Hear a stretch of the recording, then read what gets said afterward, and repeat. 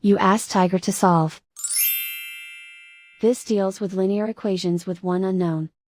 The final result is n equals 1. Let's solve it step by step. Swap sides. Group all constants on the right side of the equation. Subtract 11 from both sides. Group like terms. Simplify the arithmetic.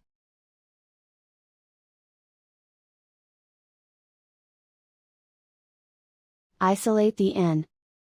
Divide both sides by -6. Cancel out the negatives.